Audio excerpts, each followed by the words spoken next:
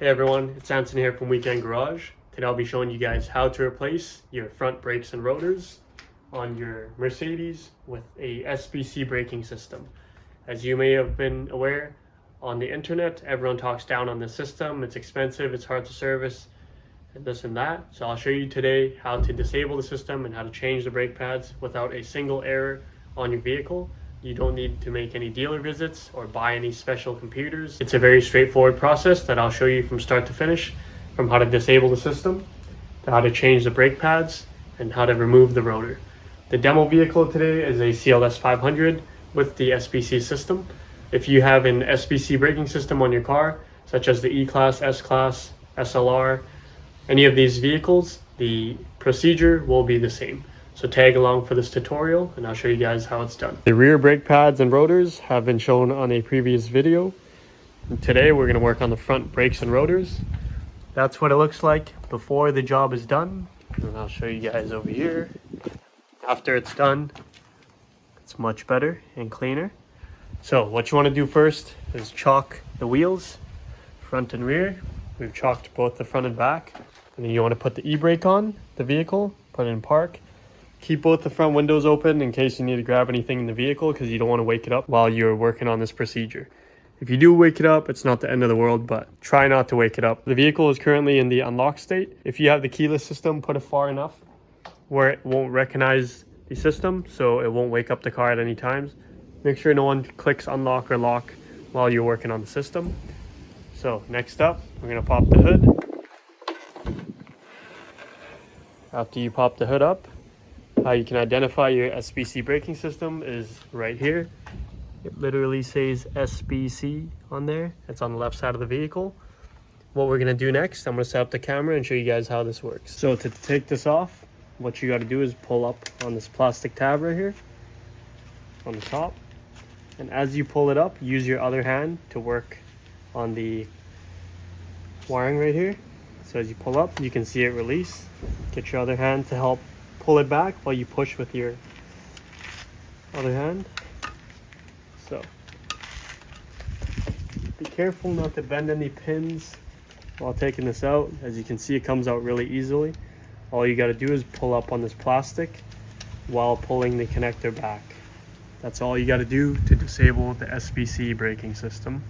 Now we can get started on the work. Make sure the car is not woken up during this process. You've released the SBC connector. We're gonna remove this. It just comes off with a few plastic locks.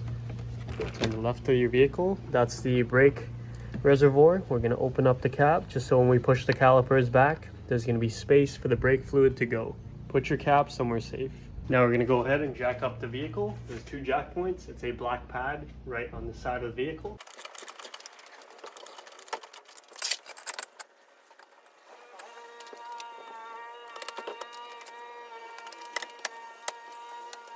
We've also got a secondary jack stand that we're going to put under the control arm once we get the wheel off for a third added safety.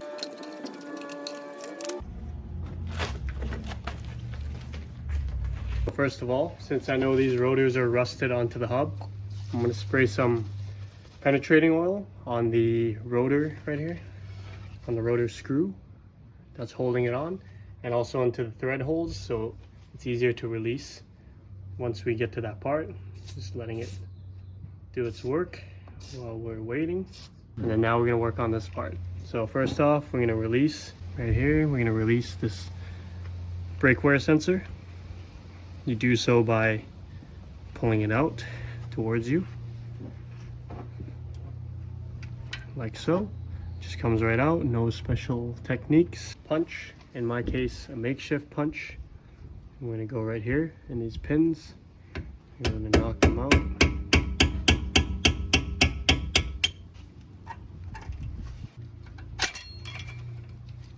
Put these pins somewhere safe.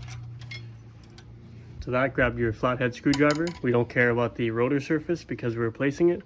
But if you're not, be careful during this part because we're going to use the rotor as a leverage to push the pistons back. And at all times, even though the system has been disabled, do not put your fingers in between the pistons. This is for safe practices. You do not want your fingers squished in case of a freak accident. So even though it's disabled, don't put your fingers in there or try to avoid exposure at all times. But now it slides right out like so. We actually got a decent amount of brake pads left, but we're changing it out anyways to brand new ones. To remove the sensor, this is how you do it. You just grab it and you pull up so it slides in right there, and there's a prefabbed hole in there, which it only goes in one way. Now we're gonna put these somewhere safe. We'll throw it away in this case. Not bad. Now, after this part, we're now gonna grab a 18. Only the passenger side of the vehicle has the brake wear sensors, front and rear. So if you're working on the driver's side, you will not see any brake wear sensors. So there's an 18 up here on the top holding the caliper, and there's another 18 on the bottom. I'm just using leverage from the jack to help me release the tension.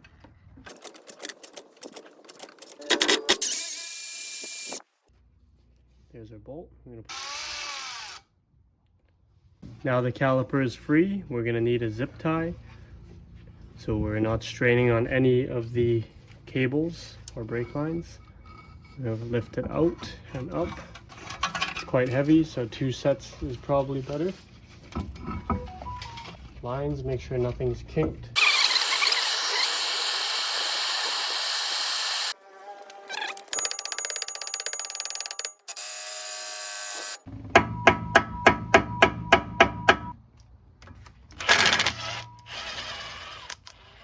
There we go. It just takes time. Alright, now that we got the rotor off, we're going to clean up the hub, put some anti-seize on there, and then we're going to put the new brakes back on.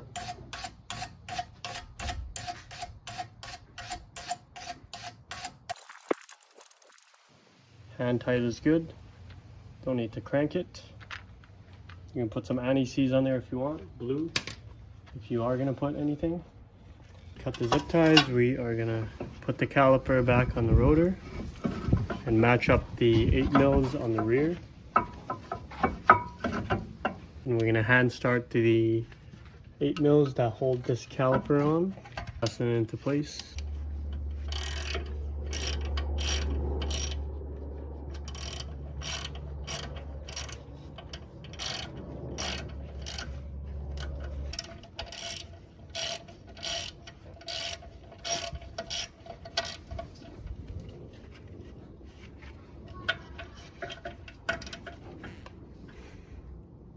Alright, so now we're going to grab our new pads and we're going to plug in the brake sensor, which goes right here. There's a hole for it. Alright, so once you put the brake sensor on, now we're going to put on some brake lubricant all over the back. This prevents any vibrations and squeals while you brake. These are ceramic pads with ceramic brake lubricant. So put it same for the other pad. Spread it evenly. After that, you slide it in place. After that, you slide it in place. Not all the way because the pins need to pick up here. We're going to grab our plate right here, put it here, and grab the pin with the sharp side pointing towards you. Feed it in from the back and through the pad. So through the pad right there, and then through this silver part. Make sure it clips onto the other brake pad up here. Now we're going to do the same for the bottom pin. Push the pin through, make sure it catches on the ear of the new pads. Once you have hit both pins back into place, plug in your brake sensor.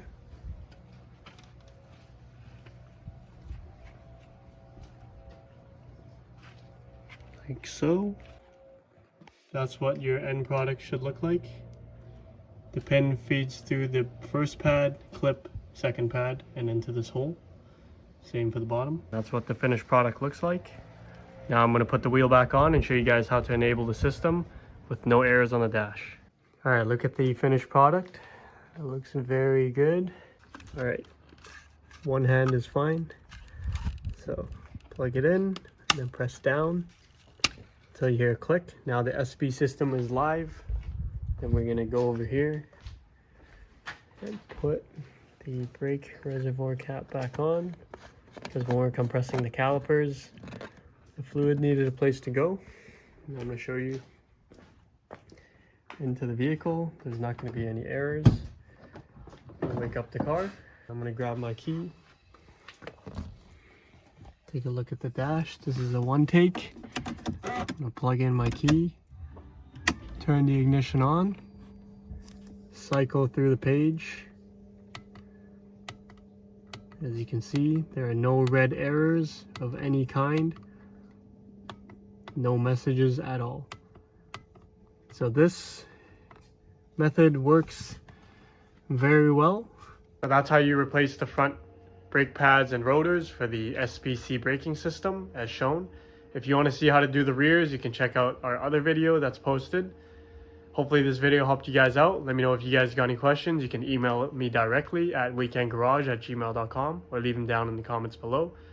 Thank you for watching, everyone. Have a great day.